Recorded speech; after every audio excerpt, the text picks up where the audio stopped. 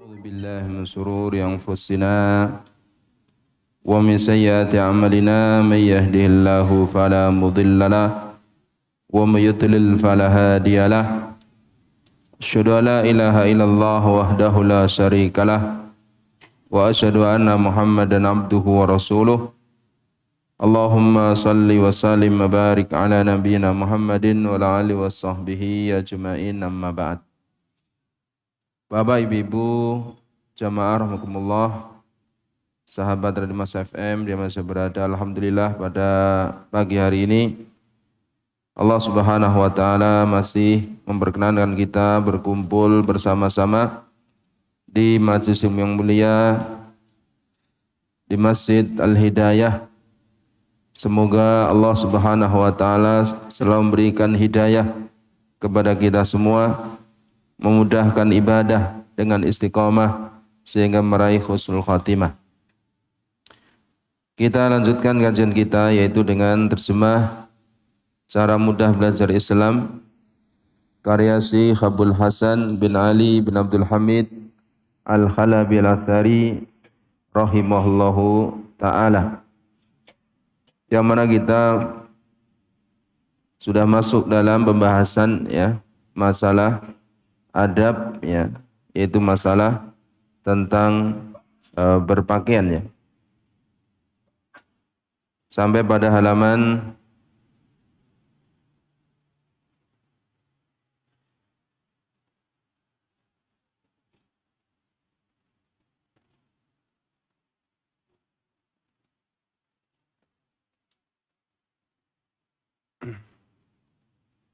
halaman berapa kita? 172, betul?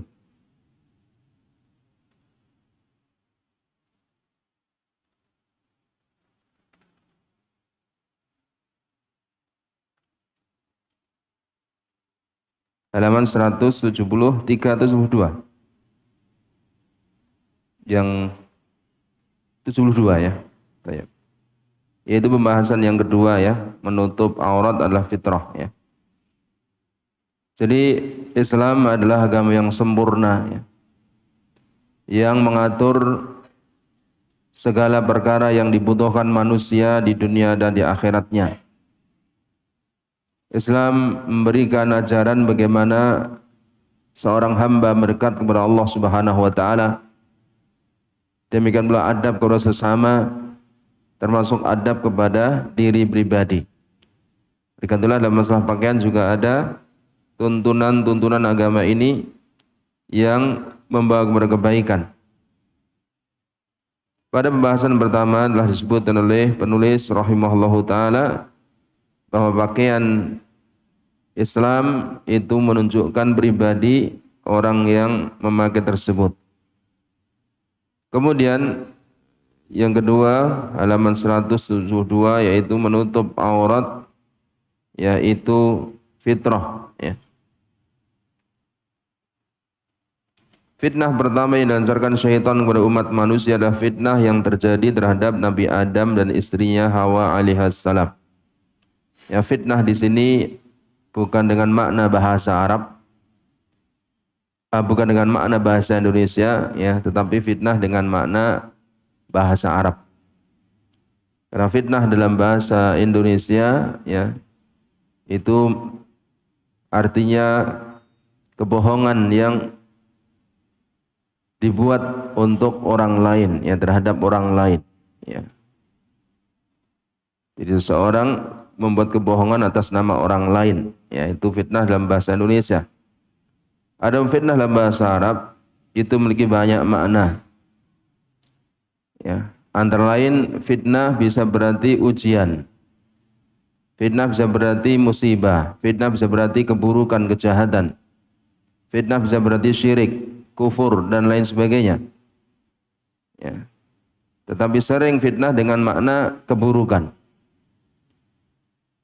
Maka fitnah pertama, keburukan pertama yang dilancarkan syaitan kepada umat manusia adalah fitnah keburukan terhadap Nabi Adam dan istrinya Hawa alaihissalam. Sebagaimana akan disebutkan oleh Syekh pada kalimat-kalimat berikutnya. Allah memuliakan Nabi Adam ibu Hawa alaihi wassalam dengan memberi mereka pakaian surga berikut perhiasan dan keindahannya. Namun syaitan lantas mendatangi serta menggoda mereka. Ketika keduanya mengikuti tipu daya syaitan, maka tak ayal aurat mereka pun tersingkap, maka mereka segera memetik dedaun surga untuk menutupi aurat tersebut. Yani Allah Subhanahu wa taala memerintahkan Nabi Adam ibu Hawa untuk masuk surga, ya kemudian memakan semua yang ada di surga dengan penuh kenikmatan, tetapi ada satu makanan, satu buah di surga yang Allah larang. Yang Allah larang, ya. Kemudian syaitan datang kepada keduanya untuk memperdayakan. Mereka syaitan menipu, iblis menipu bahwa Allah melarang itu agar kamu tidak menjadi malaikat, agar kamu tidak menetap di surga. Tidak menetap di surga. Kalau kamu ingin menetap di surga, kamu ingin jadi malaikat, kamu makan buah itu. Ya, dari sini maka syaitan menyesatkan Nabi Adam ibu Hawa alaihi wassalam, ya dengan fitnah syahwat. Dengan fitnah syahwat. Ya, yaitu dengan keburukan yang berkaitan dengan keinginan. Yang mana keinginan itu menyelisih syariat Allah Subhanahu wa taala. Kemudian bahkan syaitan mengiringinya dengan sumpah. Mengiringinya dengan sumpah. Dia berani berdusta, bersumpah, ya, dengan nama Allah Subhanahu wa taala bahwa dia berkata jujur, bahwa dia memberikan nasihat, ya, kepada Nabi Adam dan Ibu Hawa alaihi wassalam. Ya, jadi berani bersumpah dengan menyebut nama Allah Subhanahu wa taala, sehingga begitulah Nabi Adam kemudian terpedaya. Allah Subhanahu wa taala memberitakan hal tersebut dalam surat Al-A'raf. Ya. Dalam surat Al-A'raf, ya. Pada ayat yang ke-20, fawaswasa lahum asy-syaitan. Maka syaitan memberikan bisikan kepada keduanya, liyubdiya lahuma ma wuriya anhuma min sawatihima. Untuk menampakkan kepada keduanya aurat keduanya yang telah ditutupi dari keduanya. Wa qala manahakuma rabbukuma an hadhihi syajarah.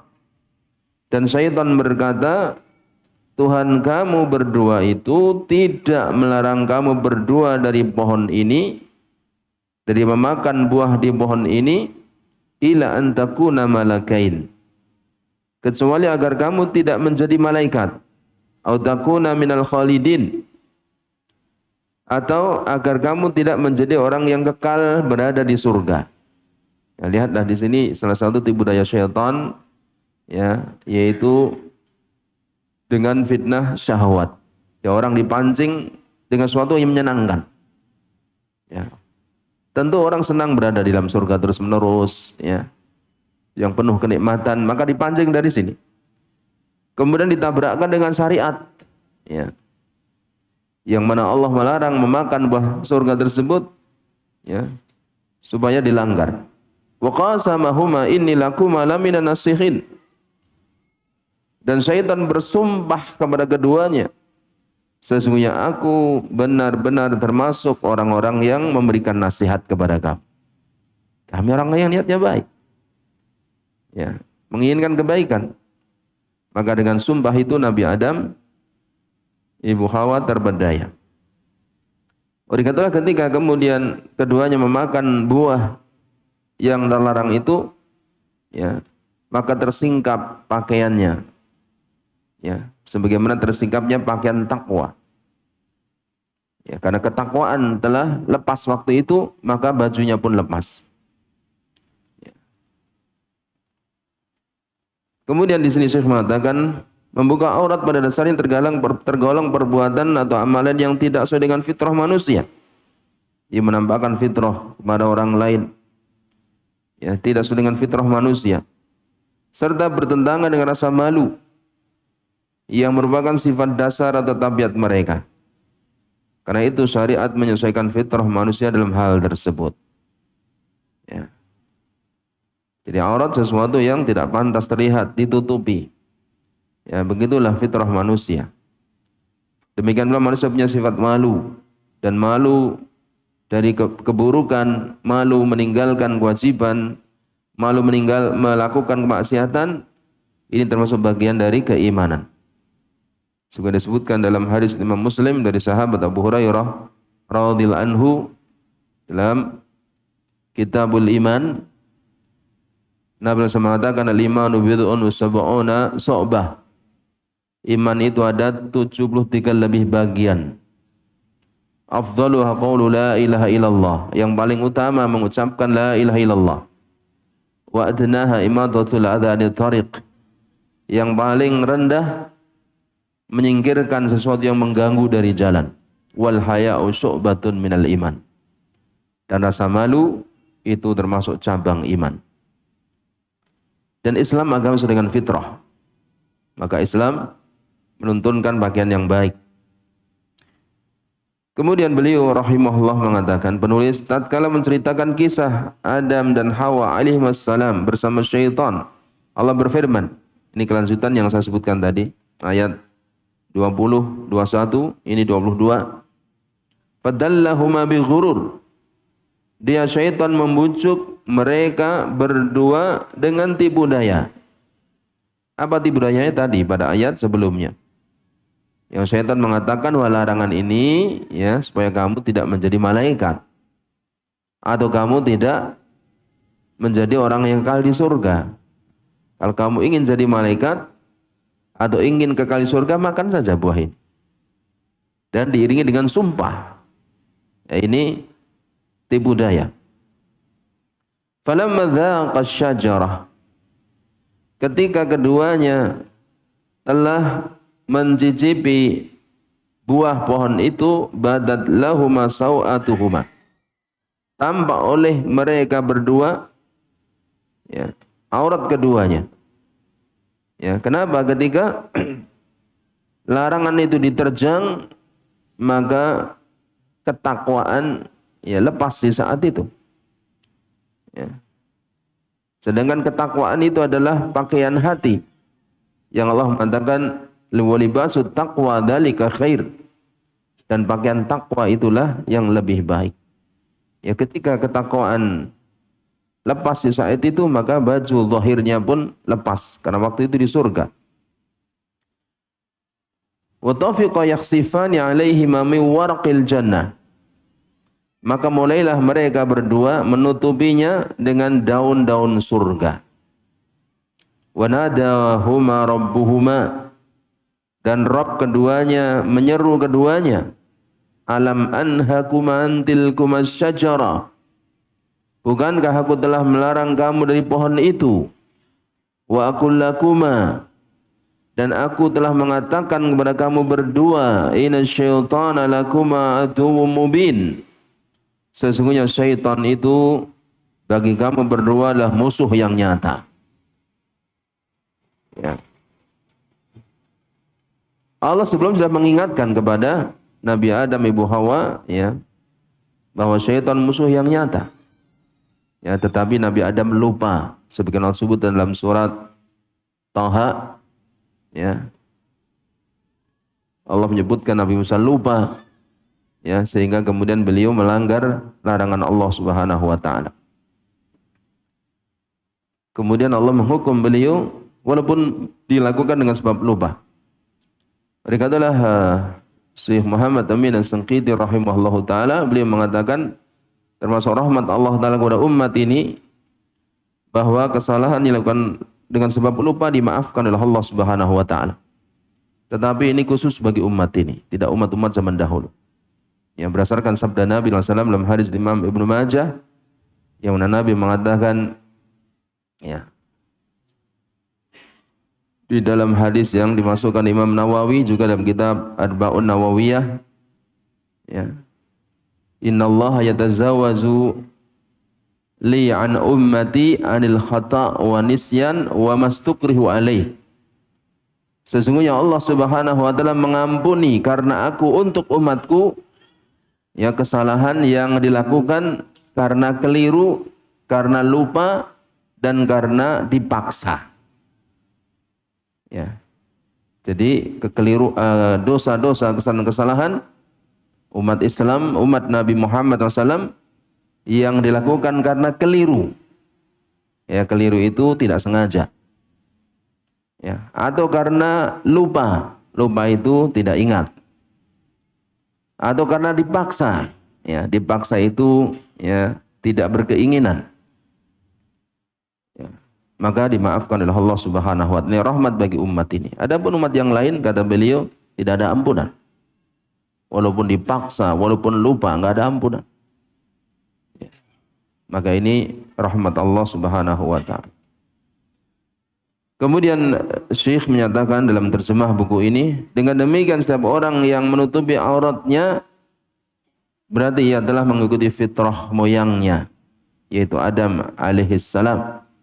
Sedangkan orang yang mengumbar auratnya berarti ia telah tertipu oleh bujuk rayu musuhnya, yaitu iblis.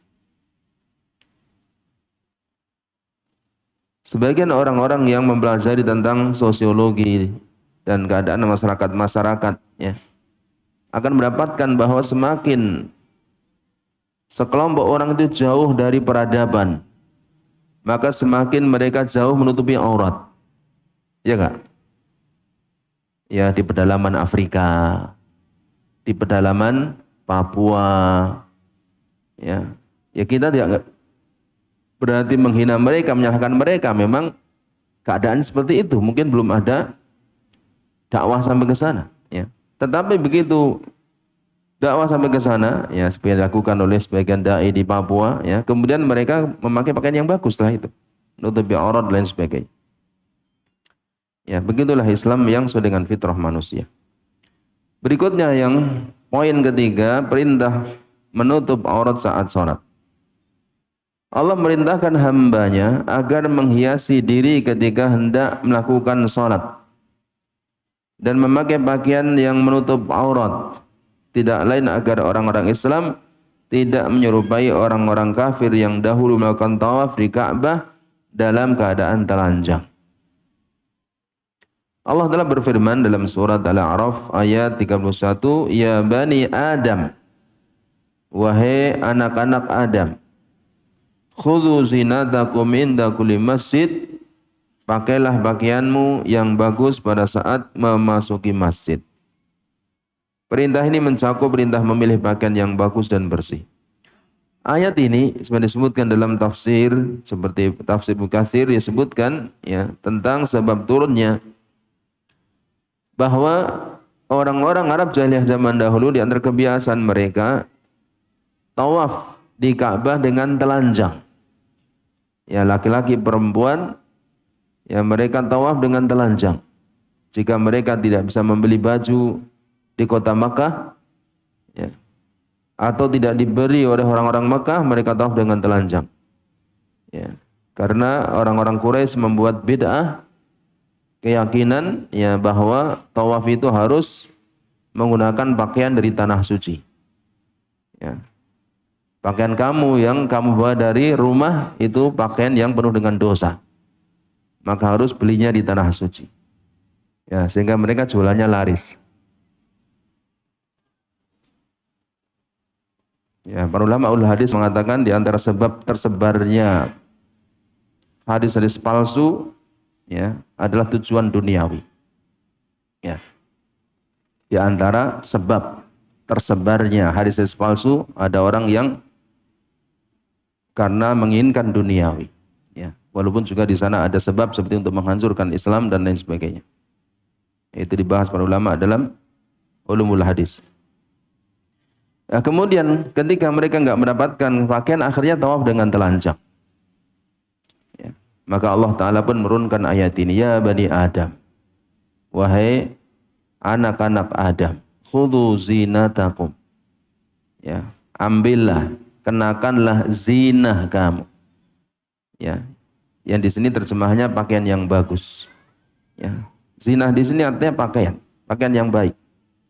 Inda kulli masjid, di setiap masjid. Ini ketika beribadah kepada Allah Ta'ala. Walaupun sebab ayat ini berkaitan dengan masalah tawaf, ya, tetapi bukan berarti khusus masalah tawaf.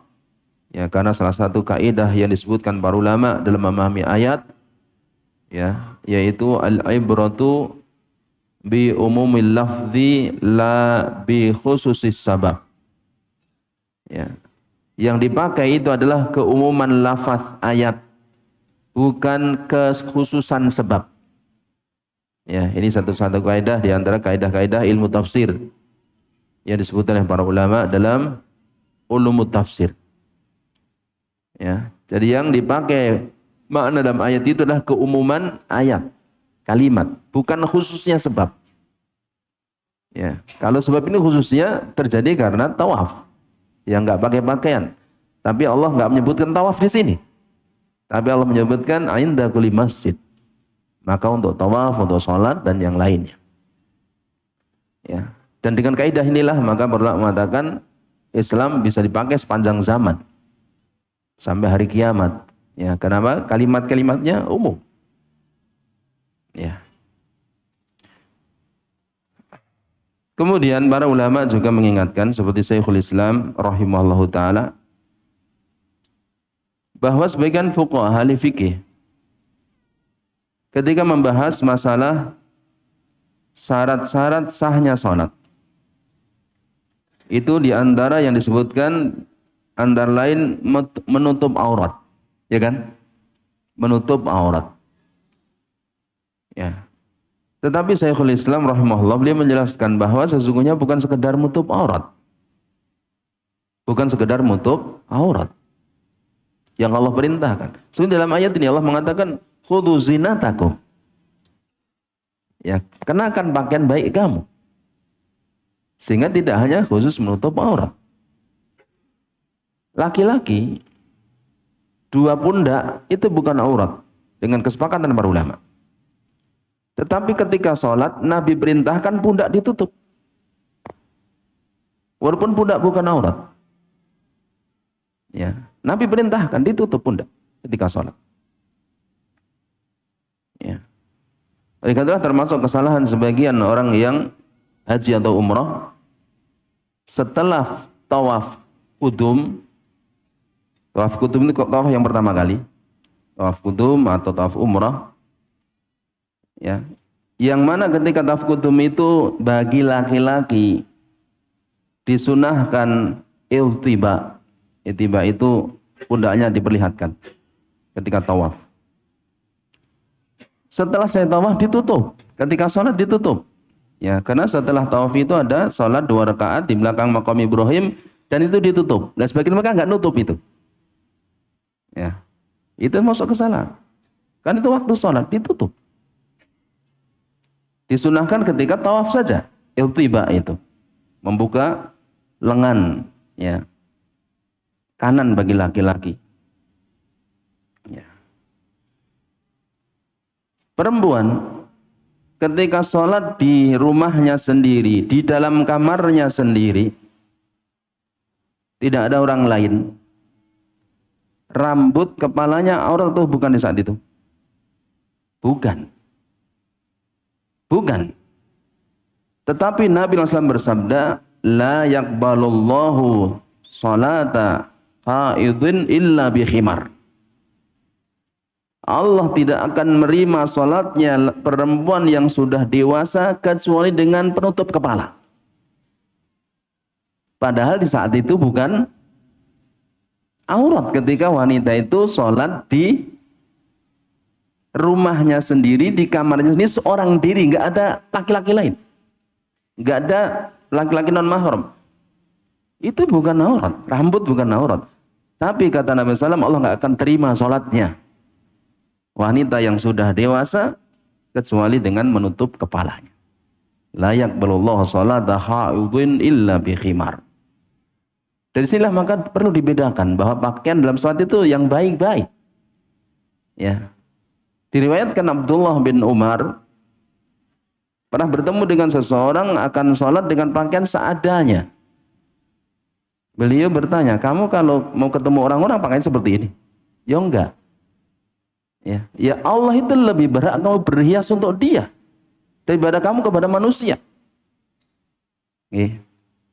Tapi yang jenengan ajeng ndak jagong napa ngae kaos oblong. Kaos poret. Mboten Mas nggih. Apalagi sholat. Ya, pakai pakaian yang baik. Ya. Jangan pakai pakaian seadanya menghadap Allah Ta'ala. Ya, apalagi pakai kaos yang ada tulisannya macam-macam. Itu mengganggu. Ya. Nah, itu tentang masalah pakaian dalam sholat.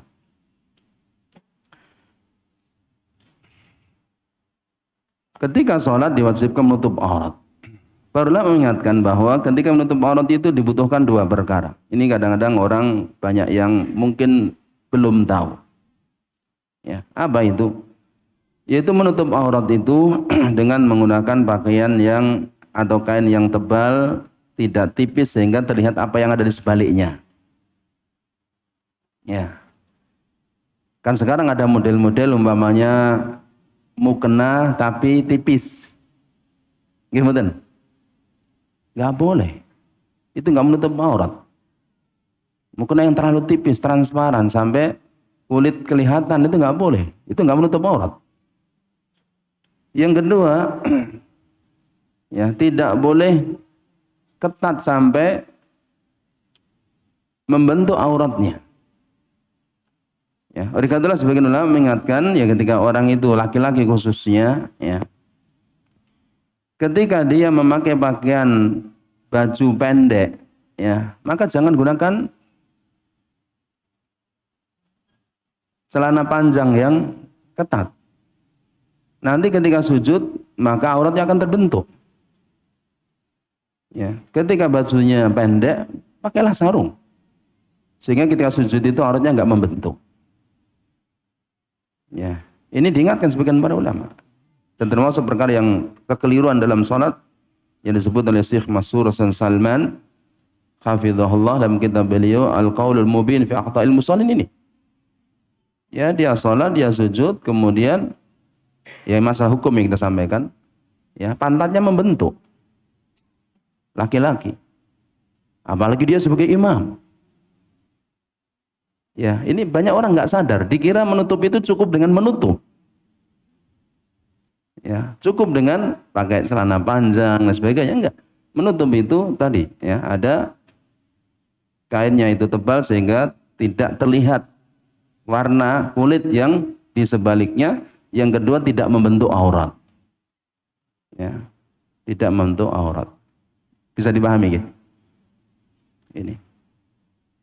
Kemudian berikutnya yang dia mendahulukan kanan saat berpakaian. Saat seorang muslim memakai pakaian, sandal ataupun apa saja dianjurkan baginya mendahulukan anggota tubuh yang kanan. Abu Hurairah radhiyallahu anhu meriwayatkan bahwa Rasulullah SAW jika hendak memakai baju mulainya dengan anggota tubuh yang kanan. Ini sudah ma'ruf ya. Kemudian berikutnya berdoa ketika mengenakan pakaian baru. Apabila pakaian itu baru, maka Nabi kita mencontohkan dengan doa, Allahumma lakal hamdu. Ya Allah, segala puji bagimu, ya Allah. Anta kasautanihi. Engkau telah memberikan pakaian ini. As'aluka min khairihi wa khairi ma suni'alah. Aku minta kebaikan, aku minta kepadamu, ya Allah. As'aluka, aku minta kepadamu min khairihi, dari kebaikannya.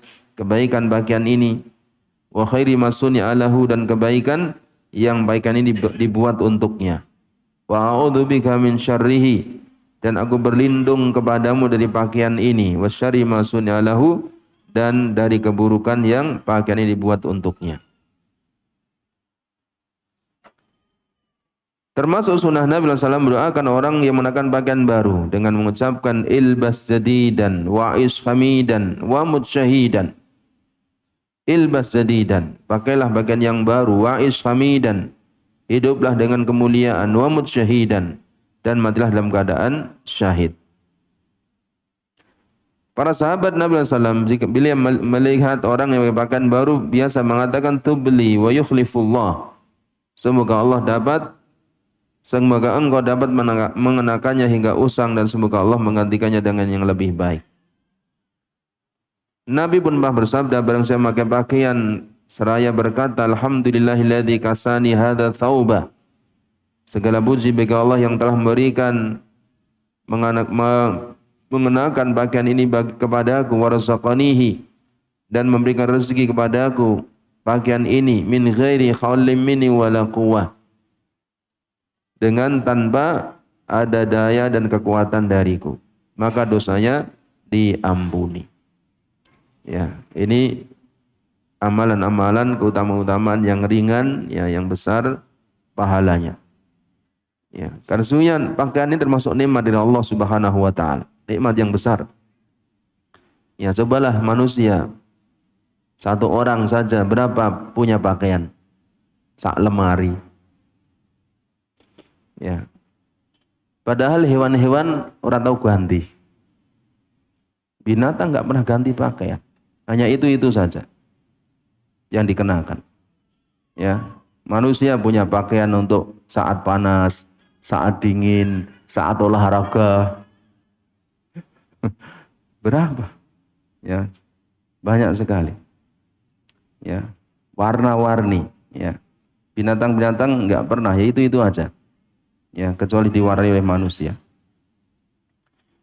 Kemudian berikutnya warna pakaian yang dianjurkan Nabi SAW.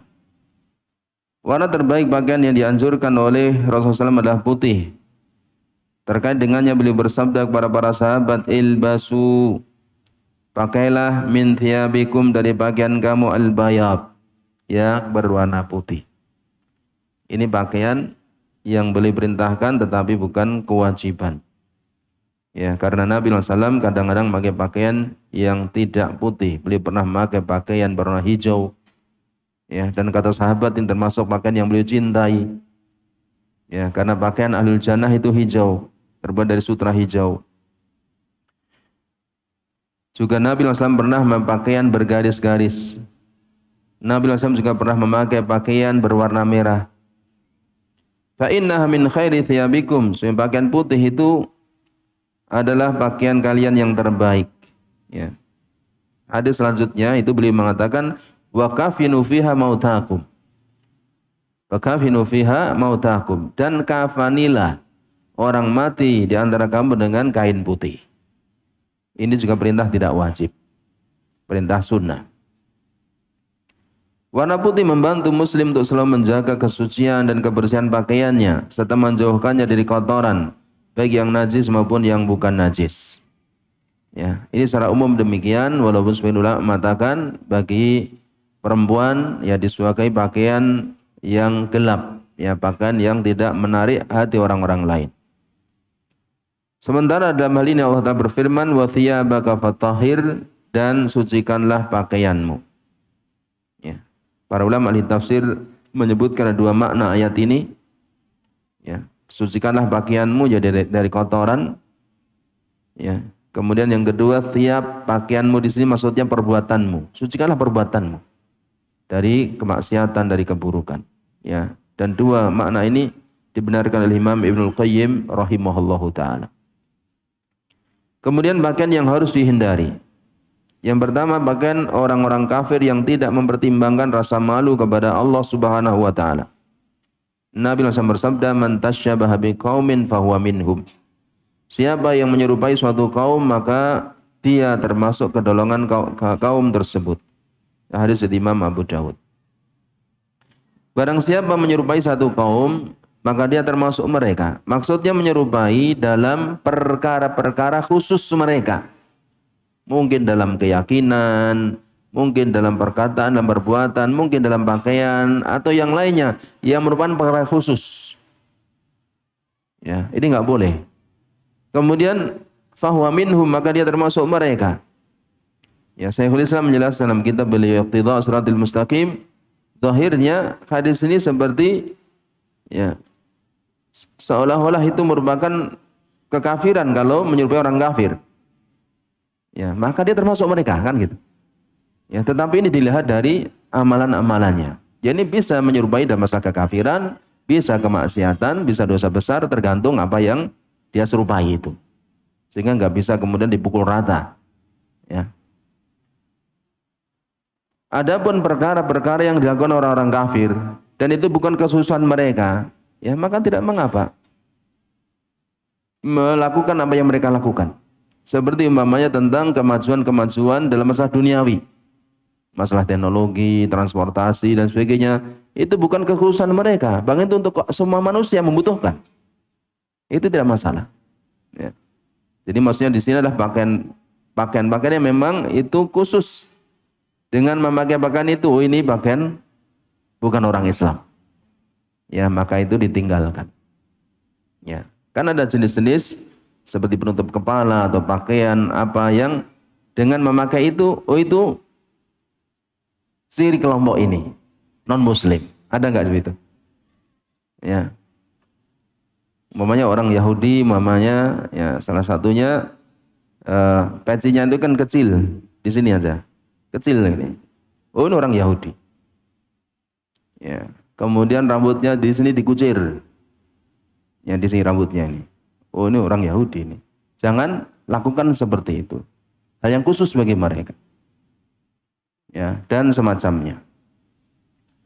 Kemudian jubah-jubah yang berwarna ya kayak warna apa ya namanya ya? Kekuning-kuningan atau oh ini biksu ini. Kan gitu. Udah ciri khusus mereka, jangan diikuti. Kalau jadi kekhususan suatu kaum. Tapi kalau mereka pakai, kita pakai nggak masalah.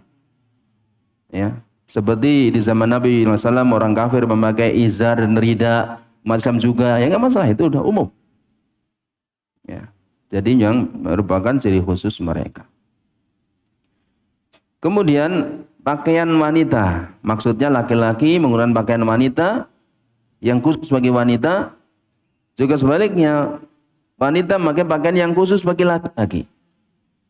Nabi SAW bersabda, la'anallahul mutasyabihina minar rijal bin nisa. Allah melaknat laki-laki yang menyerupai wanita. Ya, laki-laki yang menyerupai wanita dalam segala perkara yang merupakan kekhususan wanita. Ya, dalam hal ini termasuk berpakaian. Kan ada pakaian-pakaian yang ini khusus bagi wanita. Enggak boleh laki-laki memakainya. Nggih. Napa contohnya? Gaun, ya, gaun, rok namanya, khusus perempuan jangan dipakai, ya, atau semacamnya, ya, atau seperti perhiasan-perhiasan yang memang ini bagi wanita, ya, laki-laki pakai gelang, namanya pakai kalung, pakai anting, ini wanita, jangan ikuti, bisa terkena hadis ini, ya. Demikian pula pakaian yang memang khusus bagi laki-laki, ya perempuan jangan memakai. Napa contohnya apa? Yang khusus bagi laki-laki. Ya. Umpamanya celananya panjang yang memang ini khusus bagi laki-laki, orang tahu umpamanya. Ya jangan dipakai, ya.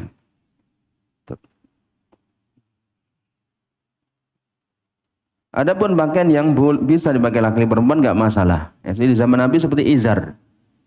Izar itu ya kalau dalam buku-buku terjemahan sarung. Ya, tapi izar orang Arab bukan sebagaimana sarung kita di sini. Orang Arab enggak kenal sarung kita di sini. Izar itu ya seperti jarik itu yang dipakai di bawah pusat.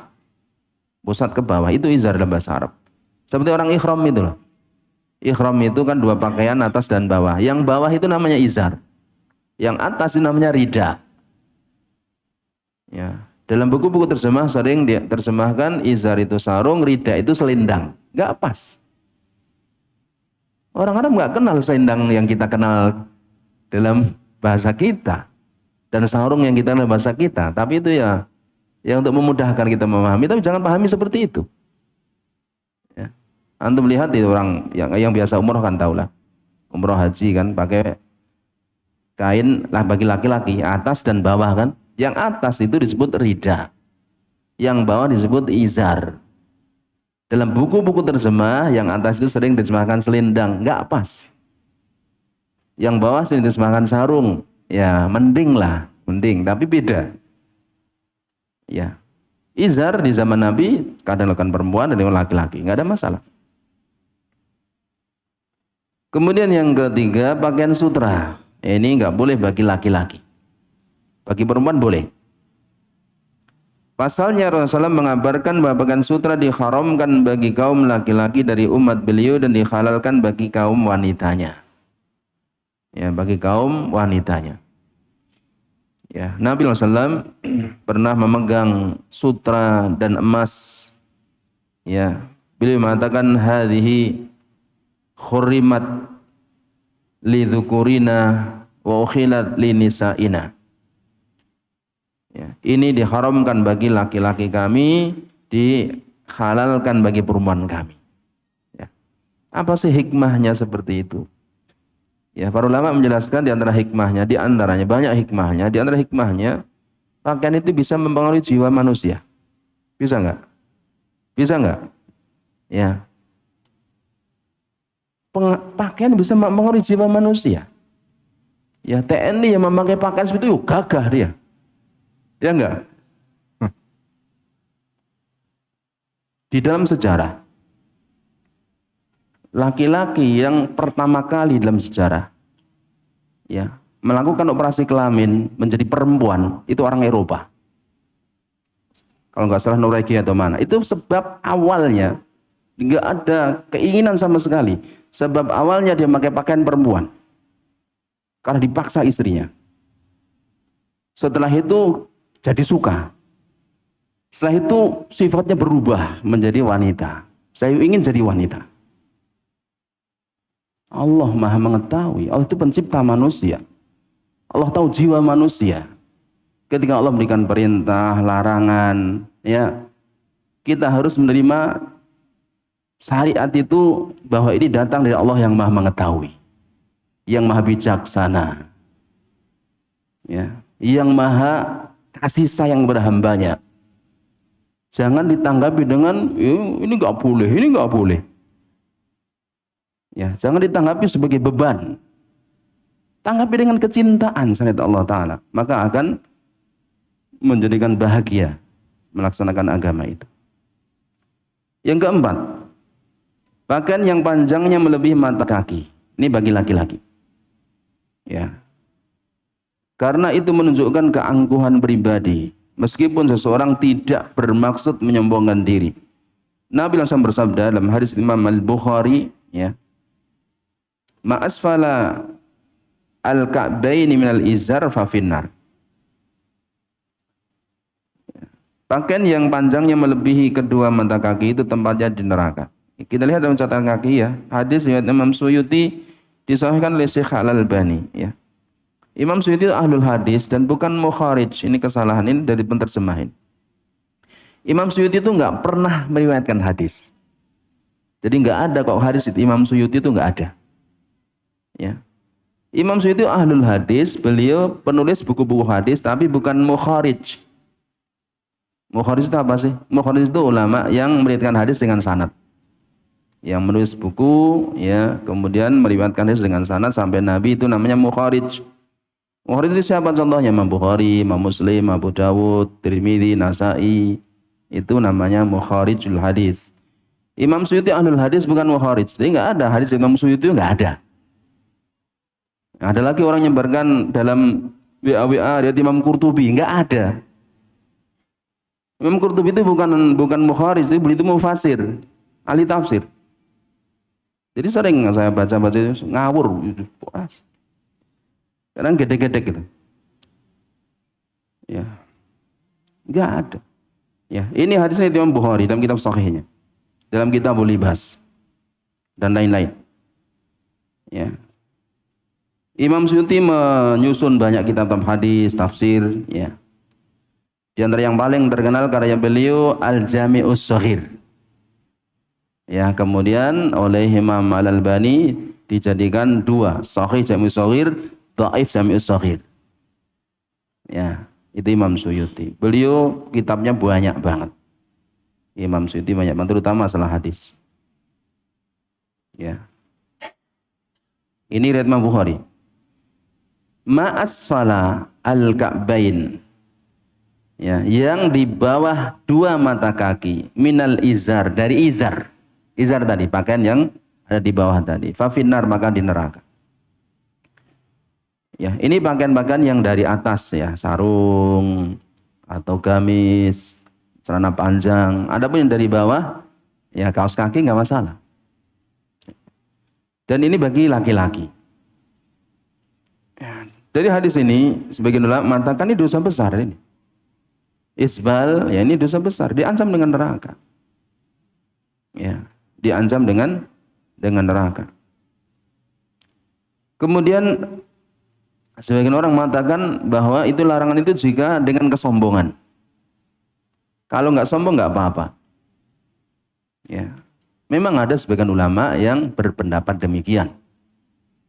Ya, tetapi pendapatnya itu menyelisihi pemahaman, menjadi hadis-hadis Nabi SAW dan para sahabat-sahabat Nabi SAW yang nggak mensyaratkan kesombongan. Dan dalil yang digunakan oleh orang-orang yang mengatakan kalau nggak sombong nggak masalah, ya itu hadis yang panjang dari Imam Bukhari, Imam Muslim dari Abdullah bin Umar bin Al-Khattab radhiyallahu anhu. Waktu itu Abdullah bin Umar memakai izar baru, sarung baru. Ya, kemudian lewat di hadapan Nabi SAW. Nabi mengatakan, ya Abdullah, wahai Abdullah, jika kamu Abdullah, angkat sarung. Karena waktu itu beliau, ya, apa itu kainnya itu ke bawah. Nabi mengatakan, ya Abdullah, jika kamu Abdullah, angkat sarungmu. Dia angkat, angkat lagi. Kemudian perawi bertanya kepada Abdullah bin Umar, sampai mana kamu angkat? Ya, kata beliau, nisfus saqain, pertengahan betis. Ya, itu yang terbaik. Ya. Jadi Nabi SAW mengatakan, izratul mu'min, sarung seorang mukmin itu pertengahan betis. Jika enggak mau, boleh di bawahnya. Jika enggak mau, boleh di bawahnya. Tapi enggak boleh menutupi mata kaki. Ya, hadis tentang ini banyak sekali. Hadis tentang ini banyak sekali. Setelah itu Abu Bakar mengatakan, ya Rasulullah, kadang-kadang sarung saya melorot kalau saya tidak memperhatikan. Nabi mengatakan, lasta minal khuyala. Oh, kamu enggak termasuk sombong. Ya, hadis ini dijadikan dalil oleh orang-orang yang mengatakan, kalau enggak sombong enggak apa-apa. Wong Nabi mengatakan kepada Abu Bakar, kamu enggak sombong. Coba lihat, kalau kita lihat keseluruhan, kan nggak pas pendalilan hadis tersebut. Pertama, kata Syekh Utsaimin rahimahullahu taala ketika membahas hal ini, Abu Bakar nggak sengaja isbal, kamu sengaja.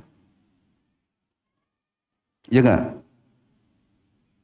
Nabi mengatakan Abu Bakar Siddiq, kamu nggak sombong. Kamu siapa yang mengatakan nggak sombong? Nah, Nabi loh mengatakan Abu Bakar nggak sombong. Kamu siapa yang mentazkiyah kamu? Kamu mentazkiyah dirimu sendiri. Saya enggak sombong. Diterima itu. Orang mengatakan saya enggak sombong. Diterima enggak? Kalau Nabi yang bersabda, diterima. Abu Bakar enggak sombong. Karena beliau enggak sengaja. Kadang-kadang melorot kalau pas enggak diperhatikan. Ya.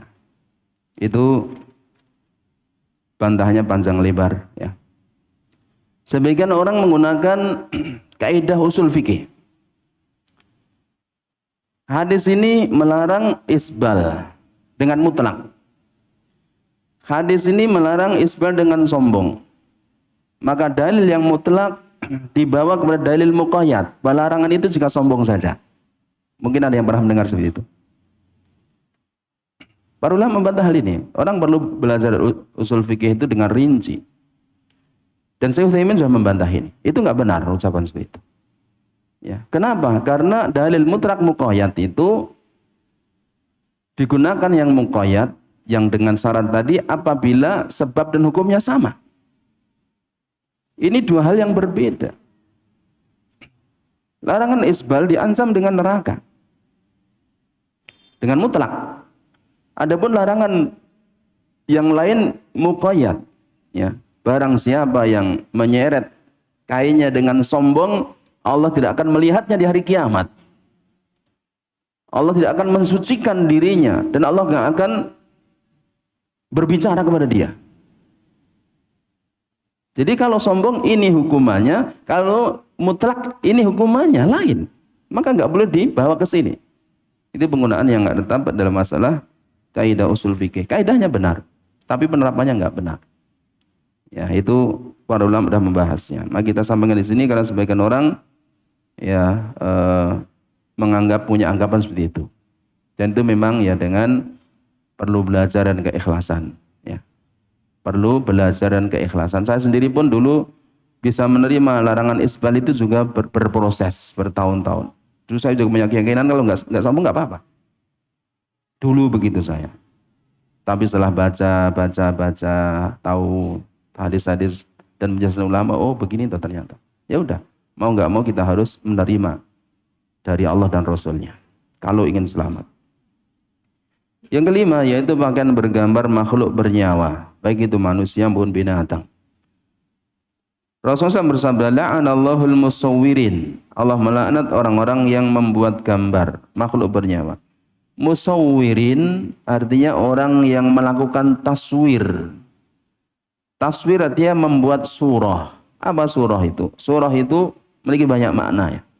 Tetapi yang dimaksudkan dalam hadis-hadis tentang larangan surah, kata para ulama, yaitu gambar atau patung makhluk bernyawa. Baik makhluk bernyawa itu memang nyata atau imajinasi.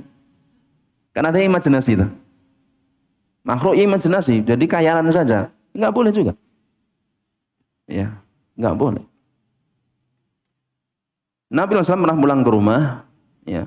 Kemudian di rumahnya ada korden yang di situ ada gambar kuda bersayap. Ini kan imajinasi, kuda bersayap. Oleh Nabi kordennya kemudian ditarik.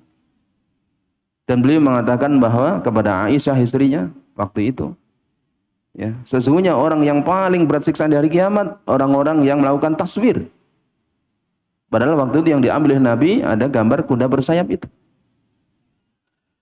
Juga beliau mengatakan sesungguhnya malaikat tidak akan masuk rumah yang di dalamnya ada, di rumah itu ada anjing dan ada surah. Ya. Ini mungkin sebagian kita belum mengetahui itu ya. Maka setelah tahu kita itu ya kita mengikuti agama ini lebih baik, lebih menenteramkan. Walaupun mungkin ya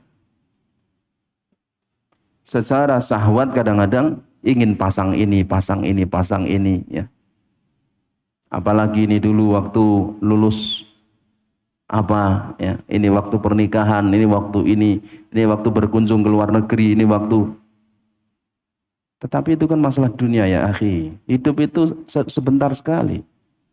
Antum mati nggak ada gunanya semuanya. Nggak ada faedahnya. Ya. Iman dan amal soleh yang menyelamatkan di akhirat nanti. Hidup sebentar. Jangan menantang Allah dengan maksiat-maksiat seperti itu. Nggak ada gunanya setelah kematian itu. Nggak ada guna. Tetapi kelompok-kelompok sesat malah sebaliknya. Biasanya rumah-rumah mereka dipasangi tokoh-tokoh mereka. Iya enggak? Iya. Saya pernah dengar sendiri ada orang yang mengatakan wajib membeli foto ini dipasang di rumahnya. Wajib. Mewajibkan sesuatu yang diharamkan oleh Rasulullah SAW. Saya dengar kalau saya dengar di telinga saya mungkin saya nggak akan ngomong. Tapi juga saya nggak akan menyebutkan siapa orangnya, dari mana kelompoknya nggak saya sebutkan. Jadi nggak akan terkena IT, nggak kena. Nah, undang-undang IT nggak kan? Ya. Nah, kita kan sudah baca juga undang-undang itu, nggak boleh mengenai si A si B, kita tahu itu. Ya. Itu. Jadi keselamatan di akhirat lebih penting daripada keselamatan di dunia. Saya punya kenalan seseorang, Masya Allah luar biasa. Beliau termasuk orang yang kaya, ya, banyak zakatnya, banyak sumbangannya, ya. Kalau zakatnya itu ber-mm setiap tahunnya. Dan ketika saya awal-awal masuk rumahnya itu penuh dengan gambar-gambar. Ya, gambar-gambar ketika anaknya menantu, gitu-gitu. Luar biasa dengan figura besar-besar. Tapi alhamdulillah setelah kita sampaikan, kita bersih semuanya setelah itu. Saya terenyuh kadang-kadang ketika masuk rumahnya. Ya, karena kadang-kadang saya masih ke rumahnya kadang-kadang. Ya. Ketika beliau masih hidup, ya, itu kalau kamu minta sumbangan dari manapun dia kasih. Ya. Itu. Jadi hendaklah kita hidup dunia kan nggak lama. Ya, kita cari keselamatan di akhirat lebih penting daripada hawa nafsu, kesenangan yang nggak ada manfaatnya di akhirat, apalagi bertentangan. Itulah fitnah syahwat. Kemudian yang keenam, ya pakaian ketat yang menggambarkan lekuk tubuh atau pakaian transparan yang menampakkan warna kulit sehingga hakikat menutup aurat tidak terwujud apabila keadaan demikian. Terutama wanita. Dan Nabi SAW sudah memberitakan dalam sebuah hadis yang sahih di Imam Muslim dari sahabat Abu Hurairah radhiyallahu anhu, kata beliau, sinfani minan nar lam arahuma ba'd. Ada dua golongan penduduk neraka yang sekarang saya belum lihat, kata Nabi SAW. Sekarang belum lihat, nanti akan muncul. Kemudian beliau sebutkan ada dua kelompok manusia. Salah satunya beliau sebutkan wan nisaun kasiyatun ariyatun. Wanita-wanita yang berpakaian tetapi telanjang. Ma'ilatun mumilatun. Mereka condong dan mencondongkan. Ya, mereka sendiri enggak baik dan mengajarkan kebaikan orang lain. Ya. Ru'usuhunna ka'aslimatil bukht. Kepala mereka seperti punuk-punuk unta. Ya. Nabi sebutkan, ini salah satu calon penghuni neraka. Kata beliau sekarang enggak ada, belum ada. Nanti akan ada, kata Nabi SAW. Wanita-wanita yang berpakaian tapi telanjang. Di antara penjelasan para ulama, mereka pakai pakaian tapi tidak menutup aurat. Karena sangat tipis sehingga terlihat apa yang ada sebaliknya. Kemudian karena ketat sehingga lekuk-lekuk tubuhnya terlihat. Ya, di zaman Nabi belum ada, zaman sekarang ada belum? Ya, semoga Allah memberikan keselamatan bagi kita semua. Demikian yang kita sampaikan, sudah 1 jam lebih. Ya, insya Allah kita bisa lanjutkan waktu berikutnya. Ya,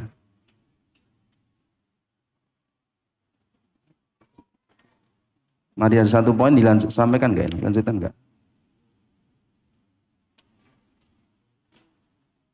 Dilanjutkan ya? Ya. Jadi yang terakhir ini, cara berpakaian wanita muslimah. Apabila seorang muslim dituntut mengenakan pakaian dan kriteria yang cukup ketat supaya benar-benar bisa menutupi aurat, maka wanita muslimah juga dituntut melakukan hal yang sama. Bahkan penekanan jauh lebih kuat dan perintah jauh lebih tegas. Allah berfirman, ya ayuhan nabi, wahai nabi, qul li azwajik, katakanlah kepada istri-istrimu, wa banatik, anak-anak perempuanmu, wa nisa'il mu'minin, dan istri-istri kaum mukminin, yudnina alaihinna min jalabibihinna, hendaklah mereka mengelurkan jilbabnya ke seluruh tubuh mereka. Jilbab, ya, jamaknya jalabib. Dalam ayat itu kan jalabib. Jilbab, ya, kebanyakan orang Indonesia memahami jilbab itu kerudung, gitu ya. Ya enggak? Oh, dia pakai kerudung gitu. Ya. Pakai kerudung. Coba antum lihat terjemah Depak, ya, akan ada keterangan itu tentang makna jilbab, bukan kerudung. Ya, di terjemahan Depak ada penjelasannya. Kerudung itu bahasa Arabnya khimar, pakai kha. Khimar itu kerudung. Ya, kalau pakai kha, ini ku binatang itu, khimar, hewan, keledai. Kalau pakai kha, khimar itu kerudung. Jilbab, ya, itu adalah pakaian yang dipakai wanita dari atas ke bawah, di atas khimar. Jadi udah pakai kerudung, kemudian pakai, ya, pakai kain lagi yang besar. Ya, sebagian orang menyebut itu seperti mukena. Ya, seperti mukena. Dan mereka mengulurkan jilbab mereka. Di sini disebutkan dalam terjemahannya ke seluruh tubuh mereka. Ini terjemah. Syekh Al-Albani dalam kitab beliau Jilbab Maradil Muslimah menyebutkan, beliau menukilkan dari perkataan para sebagian sahabat Nabi, makna yudnina alaihina min jalabibihin, kata beliau rahimahullah, maknanya adalah mengulurkan sebagian jilbab itu atau kain dari atas itu sehingga menutupi sebagian wajahnya. Karena memang Syekh Albani berpendapat wanita tidak wajib menutupi wajahnya. Tetapi keutamaan. Ya. Adapun para ulama yang berpendapat wajib menutupi wajah bagi perempuan mengartikan ayat ini yudnina alaihna min jalabibihinnya, menutup wajahnya juga. Ya. Ya, Syekh Albani beliau membawakan beberapa kalimat dari para sahabat-sahabat Nabi SAW. Dan beliau membawakan riwayat di zaman Nabi SAW ada wanita yang menutup wajah, ada yang tidak. Ya, sehingga pendapat Syekh Albani termasuk pendapat yang kuat. Ya, maka jadi menutup wajah bagi wanita ya secara hukum kalau dari dalilnya memang lebih kuat itu sesuatu yang mustahab disukai ya, tetapi itu adalah keutamaan dan keselamatan. Apalagi di zaman kita sekarang sudah umum ya, itu keselamatan, keutamaan, kemuliaan. Ya. Orang akan lebih selamat memakai. Dzalika adna ya'rafna. Ya. Yang dimakan itu supaya mereka lebih mudah dikenal. Fala yu'dain, sehingga mereka tidak diganggu. Wa kana Allahu ghafurur rahima, dan Allah Subhanahu wa taala itu Maha Pengampun lagi Maha Penyayang. Sedangkan menampakkan aurat di hadapan saudarinya sesama muslimah dan terutama mempunyai hubungan kekeraban atau nasab, maka diperbolehkan bagi wanita muslim menyingkap anggota tubuh yang harus dibasuhnya pada saat berwudu dan anggota-anggota badan yang sebagai tempat dipakainya perhiasan. Ini. Jadi kalau sesama mahram, mantan mahramnya ya, kemudian dengan sesama kaum muslimah, maka boleh dibuka anggota tubuh yang terkena anggota wudu. Ya, dari kepala, ya, kemudian tangan, ya, kemudian betis, maka dibolehkan. Begitu juga di hadapan laki-laki yang menjadi mahram, yaitu orang-orang yang menikah dengannya seperti ayah, kakek, saudara laki-laki, paman dari pihak ayah serta paman dari pihak ibu. Ya. Kemudian yang perlu kita ingatkan juga tadi bahwa larangan isbal yaitu bagi laki-laki. Adapun bagi perempuan juga ada larangannya jika melebihi dua jengkal. Ketika Nabi SAW menyebutkan tentang larangan isbal bagi laki-laki, Ummu Salamah mengatakan, "Ya Rasulullah, bagaimana dengan ujung gaun wanita?" Ya, kata Ummu Salamah radhiyallahu anha. Kata Nabi SAW, tambah 1 jengkal. Ya, dari laki-laki ini tambah 1 jengkal. Dari mana ukuran 1 jengkal? Lah mengatakan dari pertengahan betis, tambah 1 jengkal. Kemudian Ummu Salamah mengatakan, "Ya Rasulullah, kalau begitu nanti telapak kakinya masih kelihatan." Kata Nabi, "Kalau begitu tambah lagi 1 jengkal lagi enggak apa, tapi jangan lebih dari itu." Ya, maka bagi perempuan enggak boleh melebihi 2 jengkal dari pertengahan betis. Dan ini termasuk kebiasaan sebagian pengantin perempuan. Dilarang oleh agama. Ya, sebagian orang nggak paham itu, udah ngaji lama, ya, gaunnya ditenteng anak kecil dari belakangnya. Ya. Sebaiknya orang itu tanyalah, kalau nggak tahu masalah-masalah tanya. Yang tahu hukum-hukum tanya, ini boleh nggak seperti ini? Gaun sendiri boleh nggak? Baik. Ya, kadang-kadang orang pede aja gini sendiri, tahu tuh banyak kesalahan. Ya, kalau udah terjadi kan kita mau mengingatkan gimana udah terjadi. Ya, atau kita masa mau dibatalkan kan gitu. Tapi kalau semuanya tanya, kita bisa arahkan, kamu jangan ini, jangan ini. Ya. Itu. Demikianlah yang kita sampaikan, alhamdulillah. Ya. Selesai pembahasan masalah pakaian. Intinya bahwa Islam itu ya agama yang sangat sempurna. datang dari Allah Subhanahu wa taala. Ya. Perkara-perkara yang memang ya kita sudah tahu, ya kita berusaha amalkan, ya, yang kita belum tahu, kita baru tahu, ya Allah maafkan, ya, karena Allah Maha Pengasih, Maha Penyayang, Maha Pengampun. Demikian, sebelum kita akhiri mungkin ada yang ingin disampaikan, ya, ditanyakan, kami persilahkan jika ada.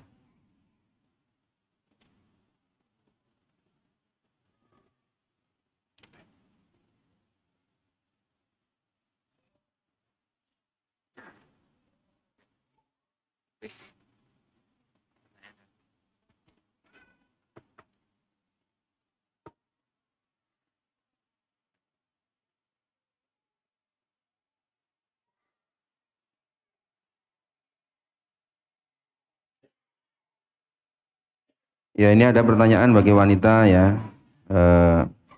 tentang batas aurat wajah bagi wanita, ya, ketika sholat maksudnya nih. Apakah sampai ujung dagu? Karena padahal kita kalau sholat kebanyakan dahunya kelihatan, ya. Apakah tetap sah sholatnya? Ya. Jadi wajah, ya, yang disebut wajah, ya, itu para ulama mengatakan kalau dari atas, yaitu batasnya tempat tumbuhnya rambut itu, ya. Kemudian kanan kiri itu telinga, ya, ke bawah, ya, itu wajah, ya. Ya otomatis dagu, yaitu masuk wajah, ya. Walaupun secara bahasa, ya, dagu bukan wajah, tapi masuk wajah. Kenapa? Karena wajah itu yang di atas dagu ini susah, ya, gimana dia? Ya. Ya. Ya demikian. Wallahu a'lam.